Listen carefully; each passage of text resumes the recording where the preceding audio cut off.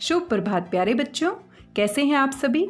आशा करती हूँ आप सभी स्वस्थ हैं, सुरक्षित हैं और साथ में खुश होकर अपनी पढ़ाई कर रहे हैं।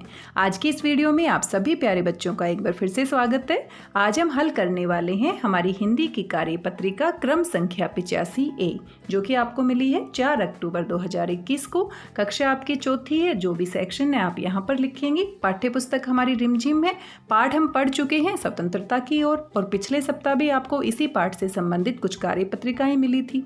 विद्यार्थी का नाम यहाँ पर आपको अपना नाम लिखना है। शिक्षक या शिक्षिका का नाम यहाँ पर आपको अपने हिंदी के अध्यापक या हिंदी की अध्यापिका का नाम लिखना है। आइए देखते हैं आज की इस कार्यपत्रिका में कौन कौन से प्रश्न पूछे गए हैं।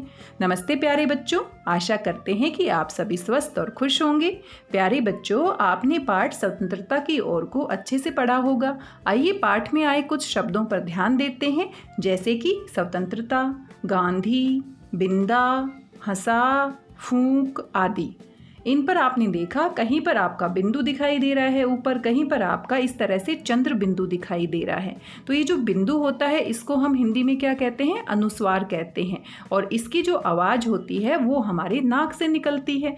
और जो ये चंद्र बिंदु होता है इसको हम अनुनासिक कहते हैं। और इसको बोलने के लिए हमारी जो आवाज़ है वो नाक और मुंह दोनों से निकलती है। तो इसी के बारे में इस कार्यपत्रिका में दिया गया है। आप यहाँ पर परिभाषाएं देख सकते हैं।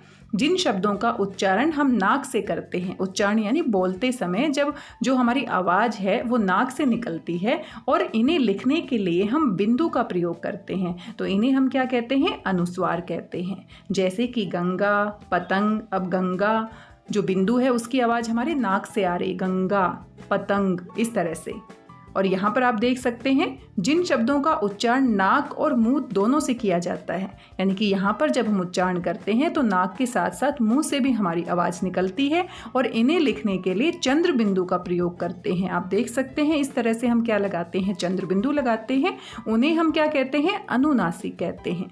अनुनासिक यानी कि नाक और मुंह दोनों से आवाज़ निकलती है। जैसे कि चांद, गाँव, सांप।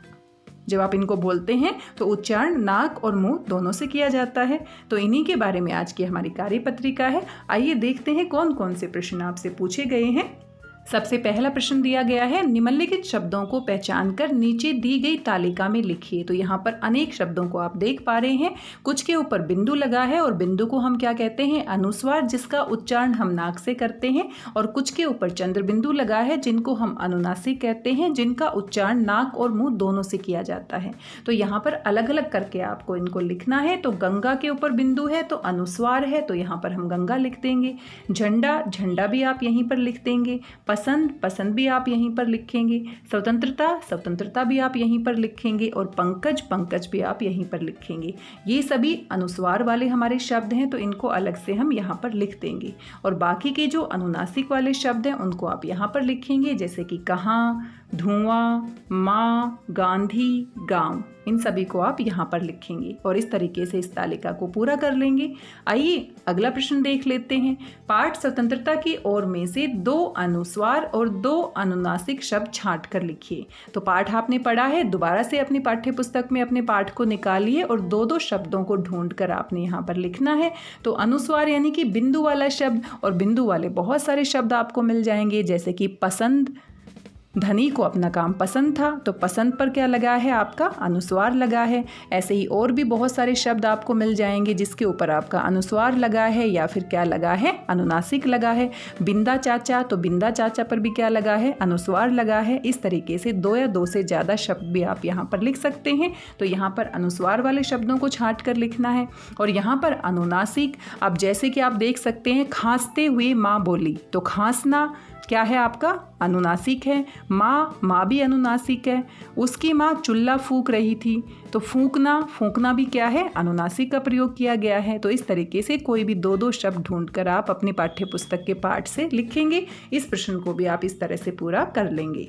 आइए आगे बढ़ जाते हैं। प्रश्न संख्या 3 और 3 में आपको यहाँ पर कुछ शब्द दिए गए हैं। यहाँ पर सही आपको अनुस्वार और सही अनुनासिक का प्रयोग करना है। तो ध्यान से देखिए, अपने पाठ को आप दोबारा से भी पढ़ सकते हैं। यहाँ पर आप अनेक शब्द देख सकते हैं जिसमें आपको सही अनुस्वार और अनुनासिक का प्रयोग करना है। तो बात यानी कि बांधना, बांधना से संबंधित है तो यहाँ पर क्या लगेगा, अनुनासिक। गांव, गांव भी नाक और मुंह दोनों से उच्चारण हो रहा है तो यहाँ पर भी अनुनासिक लगेगा। फूंकना, फूंक, फूंक में भी अनुनासिक लगेगा। आंख, आंख में भी अनुनासिक लगेगा। इंतजार में आपका क्या लगेगा, यहाँ पर अनुस्वार लगेगा, सिर्फ बिंदु लगेगा। और फांदती, फांदती में भी क्या लगेगा, अनुनासिक। इस तरीके से इन सभी शब्दों को सही करके आप यहाँ पर लिखेंगे। आगे आप देख सकते हैं इस तरह की गतिविधि आपको करने को मिलती है। पिछली कार्यपत्रिकाओं में भी आपने इस तरह के चित्रों के साथ गतिविधि को पूरा किया है। तो यहाँ पर आपको एक चित्र दिया गया है और ऐसा ही चित्र आपको इंग्लिश की वर्कशीट में भी देखने को मिलता है। तो यहाँ पर इस चित्र को ध्यान से देखने के बाद आपने अनुमान लगाना है कि इनके बीच में किस तरह की बातचीत हो रही है। तो चित्र में आप देख पा रहे हैं एक मोर है और मोर बड़े गुस्से में लग रहा है। ये इस आदमी के ऊपर हमला कर रहा है और ये आदमी और यहाँ पर एक औरत या लड़की आप देख सकते हैं और यहाँ पर एक बर्तन है जिसमें कुछ खाने का था, वो गिर गया है। तो आपने अपने दिमाग से अनुमान लगाना है कि इन लड़की और आदमी के बीच में क्या बातचीत हो रही है।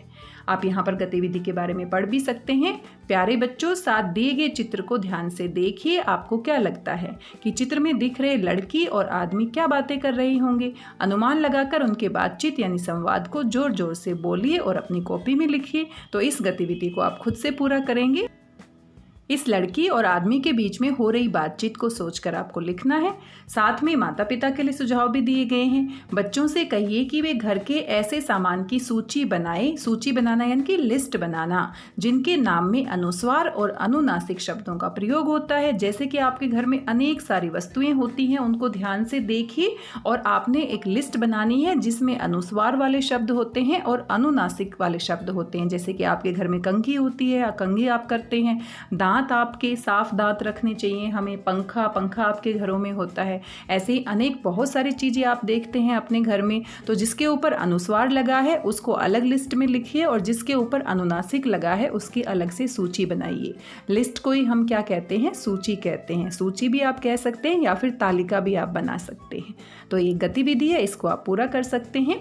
ये कुल हमारे आज की कार्यपत्रिका में प्रश्न दिए गए थे। बड़े ही मज़ेदार थे और साथ में आसान थे। तो बच्चों, आपको कार्यपत्रिका मज़ेदार लगी ने? बताइए कि आज आपने क्या नया सीखा। तो आज हमने अनुस्वार और अनुनासिक के बारे में बातचीत की। अनुस्वार का उच्चारण यानी कि जब हम बोलते हैं तो जो आवाज़ है वो नाक से निकलती है, इसको बिंदु के रूप में लिखते हैं। और अनुनासिक में क्या होता है, नाक और मुंह दोनों से आवाज़ निकलती है, तो इसको हम चंद्र बिंदु के रूप में लिखते हैं। तो इनके बारे में आज हमने अभ्यास किया है। कोविड-19 के दौरान आप अच्छे से जानते हैं अपने हाथों को साबुन और पानी से बार बार धोना है, खुद भी सुरक्षित रहना है और सभी को सुरक्षित रखना है। आज की इस कार्यपत्रिका में बस इतना ही। सभी प्रश्नों को सुंदर और साफ लिखाई में आप अपनी हिंदी की कॉपी में पूरा करेंगे और मेरे साथ साझा करेंगे। मिलते हैं अगले वीडियो में किसी नई कार्यपत्रिका के साथ। तब तक स्वस्थ रहिए, व्यस्त रहिए, मस्त रहिए, खुश होकर पढ़ते रहिए। मेरी भाषा हिंदी भाषा परिवार के साथ जुड़ने के लिए आप सभी का धन्यवाद, बहुत बहुत धन्यवाद।